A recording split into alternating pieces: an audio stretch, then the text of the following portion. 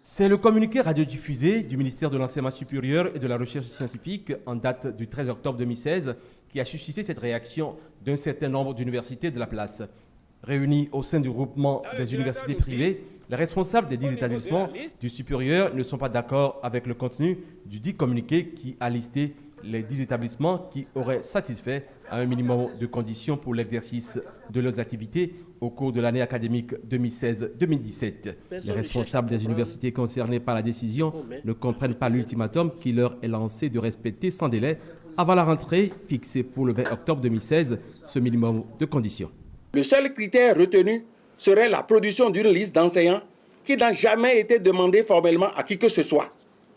Nous nous sommes réunis ce jour, 14 octobre 2016, pour apporter une clarification à ce sujet. 1.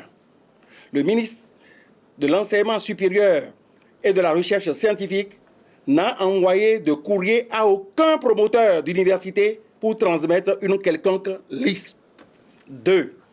Certains promoteurs ici présents ont été appelés dans la nuit du 12 au 13 octobre 2016 pour produire une liste que le président de la République aurait demandé.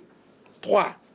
Le seul critère de liste des enseignants retenu dans cette évaluation est un critère subjectif et ne peut être un argument d'une commission. 4. Il s'agit là d'une méthode déguisée pour faire la promotion des écoles dans lesquelles des directeurs du ministère de l'Enseignement supérieur et de la Recherche scientifique sont membres des conseils scientifiques et présidents même des jurys. 5. La commission qui travaille est confidentielle, voire clandestine.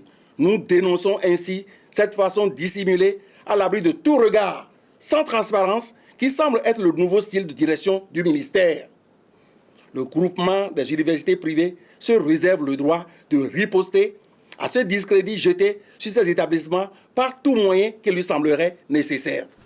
L'épée de Damoclès plane alors sur la tête des responsables des universités concernées qui doivent, en croire les termes du communiqué, se conformer à cette décision. Décision selon laquelle les universités qui ne s'exécuteraient pas seront purement et simplement suspendues.